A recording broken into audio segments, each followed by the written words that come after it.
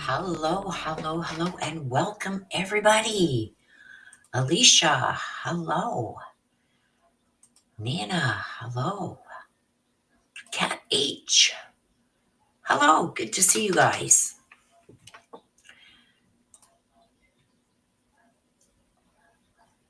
Please make sure you hit that like button on your way in. I would very much appreciate it, and it is going to let us move smoothly along here because people won't be asking, what was that about? What was that about? Let's get those likes up there so it can get out there in the algorithm and we can get started. Okay, let me get everything up here. Good morning, Comtoot. Hello and welcome. Good to see everybody in here. Please smash the like on your way in. It is easy to do. Make sure you have got the live chat open on the right-hand side. If you look below the video, you will see a little box that says click on this to get into live chat, and that's where you can get into live chat. I know a lot of people have a hard time finding the live chat. They've made all kinds of changes here to YouTube and how things work. So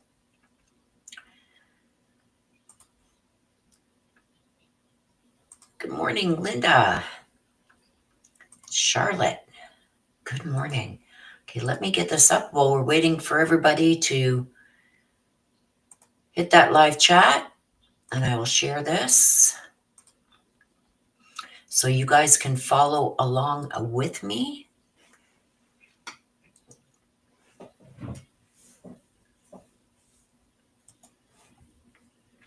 All right, so let's get into it. Sorry for yous wearing headphones. I just hit my mic there. Okay, so the last time we seen this, Bryan Kohberger didn't show up to court. He was watching via WebEx or whatever it was he was watching by when they were fighting over this restitution stuff.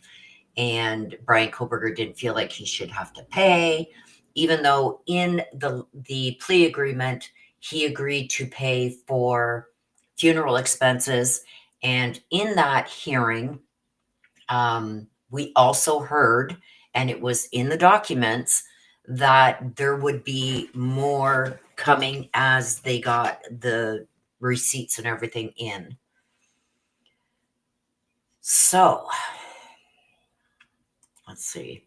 Okay, so here is the judge's orders. We have two other small orders here. We'll look at those at the end. Now, the judge does go in and explain this fully, and we're also going to find out how much Bryan Kohberger actually got while he was just in being held for the trial in the county jail. You guys are going to be mind blown.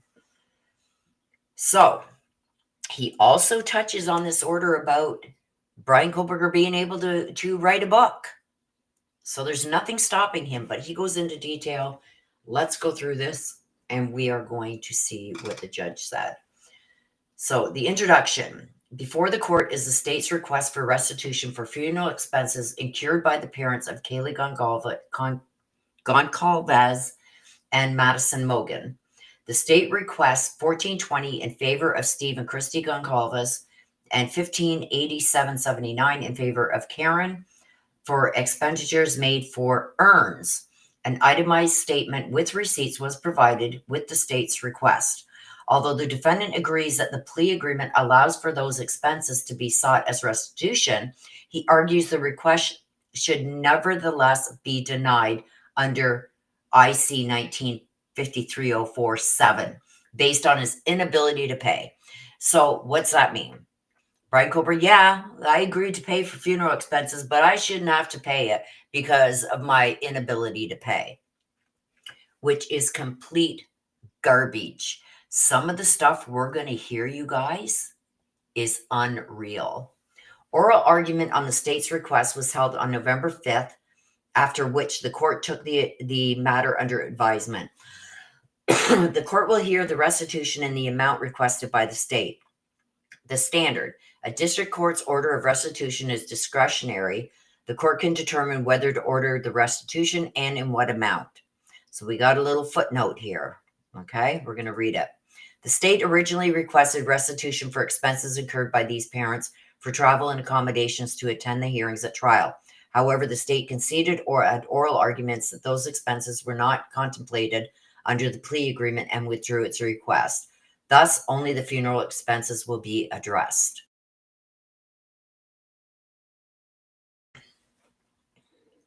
Analysts. The plea agreement requires the defendant to pay for funeral expenses as requested by the state. While awards of restitution are typically governed by I'm not going to keep reading these here, you guys. Restitution obligations under the statute can be altered through plea agreements. Now, they're citing some other cases here, etc. State versus Acuna, finding the plea agreement precluded prosecutor from requesting additional restitution. So I think that there was some of these that the defense had used to try and get out of adding this $3,000, $3,000 and some odd dollars to what Bryan Kohberger owed, right? But the prosecutor did request and said that there would be additional restitution that would need to be ordered. And if the parties couldn't agree, and the judge is going to show that in here, then there would be a hearing. And that's what they did.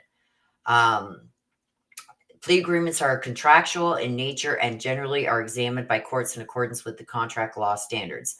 A plea agreement is ambiguous if it is reasonably subject to conflicting interpretations. The determination that a plea agreement is ambiguous is a question of law. Interpretation of an ambiguous term is a question of fact. Ambiguous plea agreements are to be construed in favor of the defendant.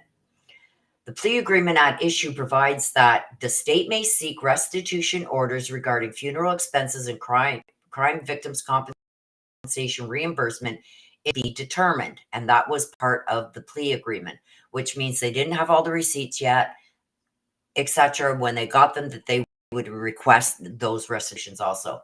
There are no other provisions governing restitution. There is no dispute that the expenses incurred for the urns are funeral expenses as contemplated by the plea agreement. The dispute is whether the defendant agreed to pay restitution for funeral expenses as requested by the state or only after the court considers the factors set forth. The defendant argues it's the latter. No, he agreed to pay the funeral expenses, point blank. The court finds the former to be the only reasonable interpretation of the plea agreement. If the parties intended that restitution only be ordered in the amounts to be determined by the court under IC 19-530-04, there would be no reason to include the restitution provision in the plea agreement, given that the state, on behalf of the crime victims, is already permitted to seek restitution for economic losses under 19-503-5304.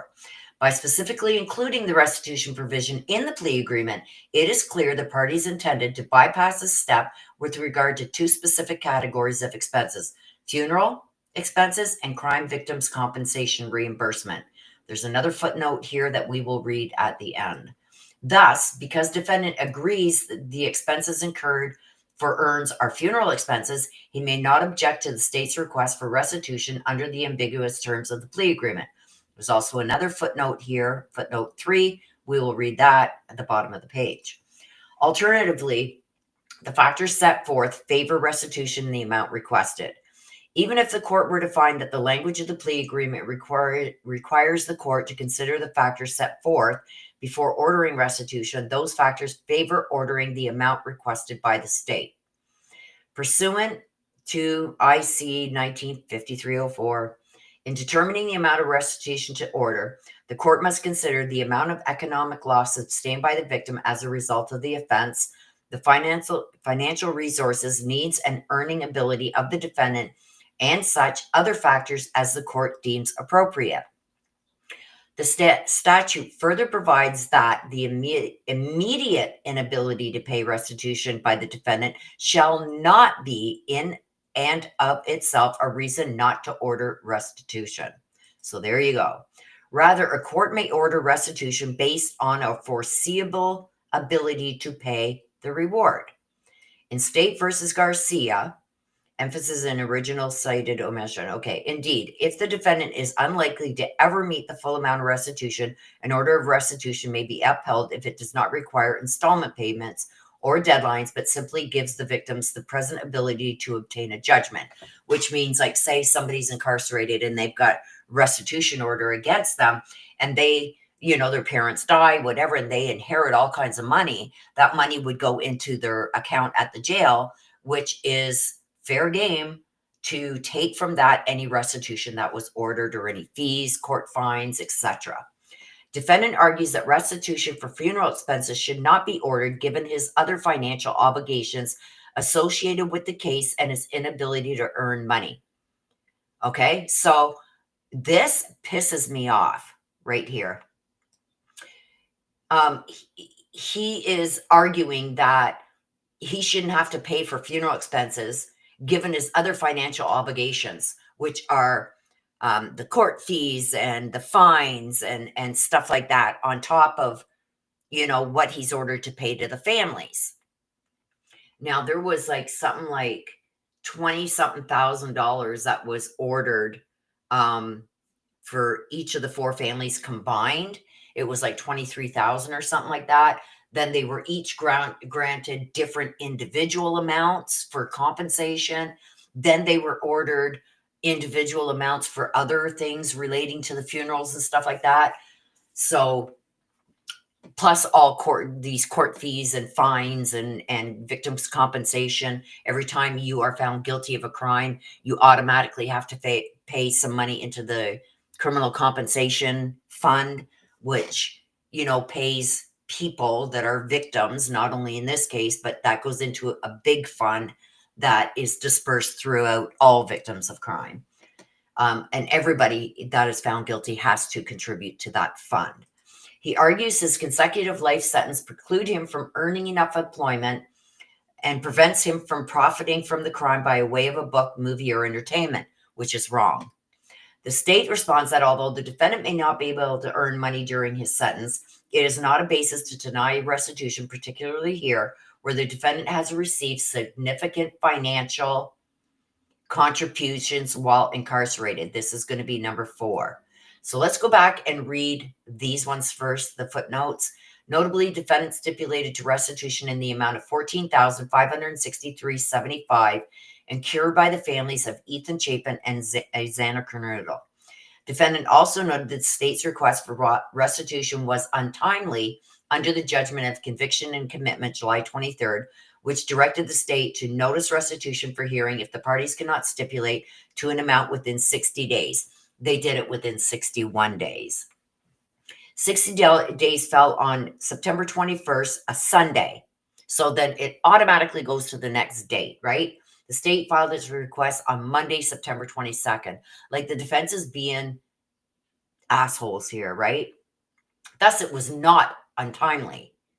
That's what the judge said. It was not untimely. They were a day late, and the September 21st deadline was on a Sunday. It automatically goes to the next day. This one here, this footnote here, this is the one that everybody's been waiting to see, the amount that he actually got. Okay? So the state further argues that by operation, any money that would otherwise be paid to the defendant for future media contracts can be collected by the state treasurer to be placed in an escrow account to pay restitution orders recovered as civil judgments. And there's another footnote here. We will read that when we get to the bottom. The economic losses sought by the Goncalves and Laramie for funeral expenses totaled $3,007.79. This is in addition to the criminal fines and fees, okay? So when we talk about the restitution and the funeral expenses and that for families, that's not included in this, I don't think. A civil judgment of $20,000 for each family and $31,964.67 in restitution orders, defendants stipulated to in favor of the victims' crime compensation and the families of Xana and Ethan Chapin. So 31,000 here and 20,000 here is 51,900. Keep that in mind, okay? The other are criminal fines and fees. So take out off the 51,000, say 52,000, okay? Because this is 964. So say 52,000. Take that off of this. He owes 200,000 in criminal fines and fees, okay? Now, any monies that he gets, the first people to be paid are the families, okay?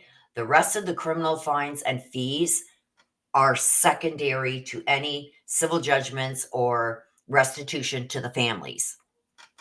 They come second. So once this 52,000 is paid, then they start collecting money from him for the other 200,000 in criminal fees and fines. Okay. In favor of victims' compensation fee. Okay. The amount at issue represents a minimal addition burden on the defendant's financial obligations in connection with the case. Further, he has received nearly enough through donations to cover the amount of restitution already ordered. Do you read that? This is the amount that he's talking about, the 52,000. He has received nearly enough through donations to cover the amount of restitution already ordered. While these funds may no longer be available to the defendant, right? Because they've already snatched that, right? It is foreseeable he will continue to receive donations in the future, particularly given that much of the donated amounts came from his family. What does that tell me? That tells me, and this is only my opinion, okay? There's not going to be, if his family has something in the works, okay? Number one, they're never going to admit to it right now. Number two, they will not make a book or a movie deal, like not make the deal. They can make the deal, but it's not going to be followed through on until all of these things that can happen in court have run their course, okay? So say there's still another 90 days that they could file for other monies, stuff like that, etc. I think they've pretty much come to the end of the time frame for that. That's why we haven't heard nothing about a book or a movie deal yet, because they have to wait until the victims' families have filed every filing that they can make to try and get money out of this guy. Once that is set in stone and can't be changed, then they will do the book deal. But in my opinion only, That doesn't mean that they weren't given some kind of monies to secure a deal. So what I'm trying to say is, say I'm a big movie production company. I could go to his family member or friend or whoever and say, look at, and because they're saying that most of the money came from his family, in my opinion, this is what I think is happening, is they said, look at, let's get a contract drawn up. We'll give you $20,000 cash to secure the deal. Once all the court shit is done and everything is in stone, then we will continue with either writing the book or getting this movie in the works, right? So by doing that and giving them funds up front, they have secured that deal, which they can't back out of now. That they are the ones that are entitled to that story from them. Okay, so they can't go to a different movie company and say, okay, well, we'll give the contract to you guys. They're already under contract, and a lot of big movie production companies will do that. So you can't go elsewhere and promise other people the same thing you've offered them, because now you're under contract, money was exchanged, whatever.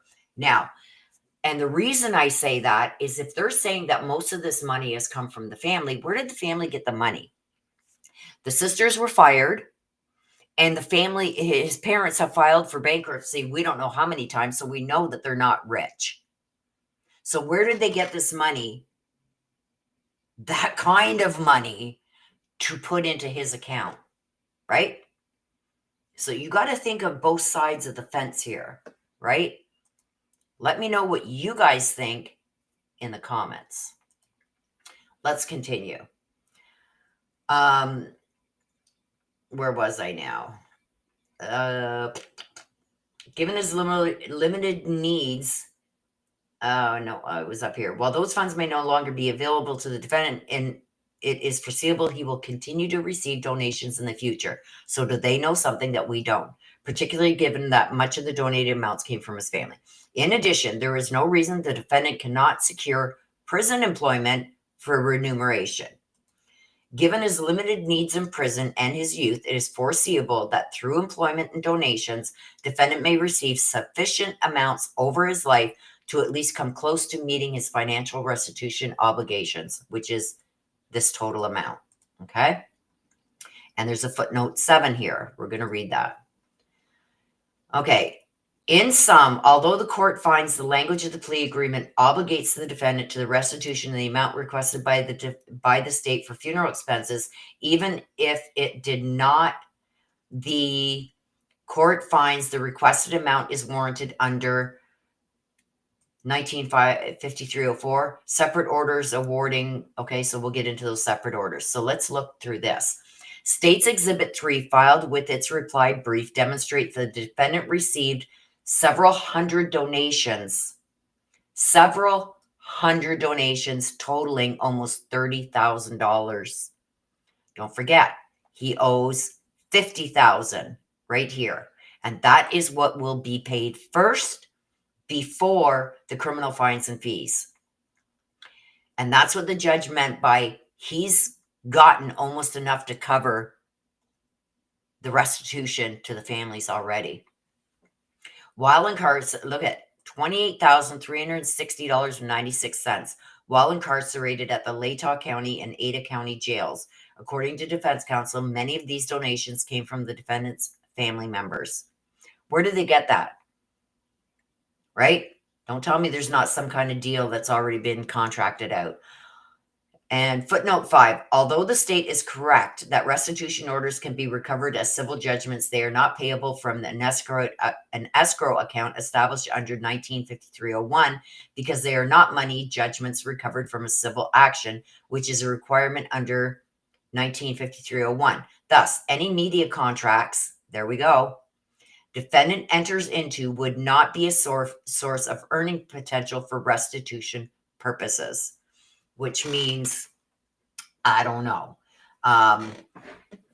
Would that be what he would pay in criminal fines and fees? So any monies that go into an escrow account, I don't know. I think they could take it all out of there. The priority of payments is such that monies paid by a criminal defendant are applied in a way that restitution is ordered and honored before most other items. Hello, BB lady. In addition, the defendant is not entirely correct that he will be unable to profit from media contracts by operation of 1953-01. Pursuant to subsection 3 of that statute, any leftover funds in the escrow account must be paid over to a defendant upon a showing that 5 years have elapsed from the establishment of the escrow account and that no actions are pending against him. So any monies that he could make off of a book or a movie deal would go into an escrow account, and it would sit there for 5 years, and he would not be able to touch it. It would not go to him until 5 years go by and it's proven that no actions are pending against him, which means everything that he owes has been paid. So if he gets 1.5 million for a movie deal, you bet your booty, like if it was known right now that he was going to get, say, 1 point, and this is just me giving my opinion, say he did a deal right now, and obviously the court is thinking that there is a deal in the works. So if they offered him 1.5 million, right? Automatically, the victims would jump on that and say, we're suing for $1 million each. You know what I mean? So it's interesting. That's why they have to wait for 5 years. So any of that money would go into an escrow account. And then they would have to wait to see if the families maybe sue. Thus, the statute leaves open the potential for the defendant to receive money from media contracts in the future. And then we read the end of this. So the next order, you guys, is an order of restitution. And this is for Kaylee, like for her parents. He's ordered to pay the $1,420, and also with interest hereon at the judgment of 9.125% per annum from the date hereof until paid in full. So 9% per annum until he pays it. It's going to gain interest. And the same over here for Karen Laramie. She was given $1,587.79, and also with interest in the rate of 9.125% per annum from this date until it's paid. So there you go. That is the judge's order, and I mean, I think it's correct. I do believe, and you guys can let me know, those of you who are watching, will be watching the replay of this. Let me know what you think in the comments below. Let me know what you guys think in the live chat right now. Do you think that there is a contract that's already been signed? I do.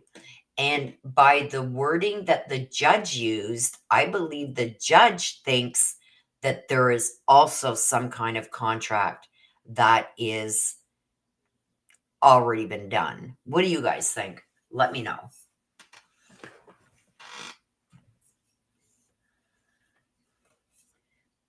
Okay, so we are going to wrap it up. I'm not going to take any more of your time. I'm not going to give Bryan Kohberger any more of our time, but I wanted to go over this and show you the actual documents so there's no, I know the pro-burgers are all going to come out. No, that's not what it said. That's not. Here are the documents. You can read them for yourself. Go over them yourself. You can go back and rewatch the video. You can pause it and read everything if that's what you choose to do. It's in black and white.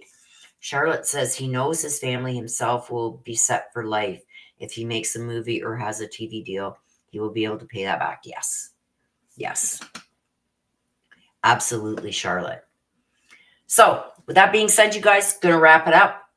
Thank you for coming and going over the documents with me. If I hear anything else, you guys keep an eye on my community posts because I put a lot of information there too. Also, he's been moved. Bryan Kohberger has been moved. We know that he was complaining a lot about people yelling through the vents and everything at him. He's still in J block, but he's been moved from cell 32 to cell, I believe they said 55, which is on the other side of J block. So poor Bryan, don't yell at me through the vents, but you can take the life of 4 people. Anyway, I have no sympathy at all for this guy. Okay, so with that being said, you guys, I'm going to keep my ears and eyes open. And if I feel that there's information that I should come live, I will do that. But for anything else, keep an eye on my community posts because sometimes I put information there also. Also, if you guys have been following the Melody Buzzard, I put out a video yesterday. Go check it out. More information has come out since that video that when she was released, apparently they didn't mention anything about an ankle monitor. So I don't know where the news got that she's on an ankle monitor, but she went and tried 2 different places to rent a vehicle again. She's also being followed around everywhere she goes. They are watching her house. She has until the end of the day today to produce Melody. So if she does not produce Melody by the end of the day today, she is going to be rearrested. So I wanted to let you guys know that also. If you're following the Melody Buzzard case, keep an eye on my community posts because if she is rearrested or if she does give up where Melody is, I'll either go live or I will post it there. So I try and keep you guys up to date on everything that is going on. Also, the Barry Morphew case. Mallory was stopped by police for speeding. She was going 80 something in a 55 zone. And she's like, I own houses. I own a house in Indiana and I own a house in Gunnison here. So they are in Gunnison. They're just not in the condo. They're in another purchased property in Gunnison. And she says, well, can I just go and pay this? And the cop says, no, you got to go to court. She did appear in court and there is a trial coming for that. So anyway, like I said, keep an eye on my community tab because I put a lot of stuff there. If I'm not telling you about it here, I'm telling you about it there. So there's your update on Melody Buzzard. There's your update on Mallory, right? Mallory Morphew arrested. Or no, she wasn't arrested. She was given a summons to appear for the speeding, and she thought she could just pay it and get away with it. No, she had to go in front of a judge. But anyway, and she's like, I own property and this and that. And anyway, it's sickening. She looks so entitled in the body cam video that I seen of her being pulled over. So entitled. It's like, and the faces she was making at the cop, like, I own houses, like so entitled. It was sickening. So keep your eyes open there. Make sure you're subscribed and you'll get all these updates. So until next time, you guys, please take care of yourselves. Please stay safe. Always be aware of your surroundings. I love you guys to the moon and back. Bye-bye for now.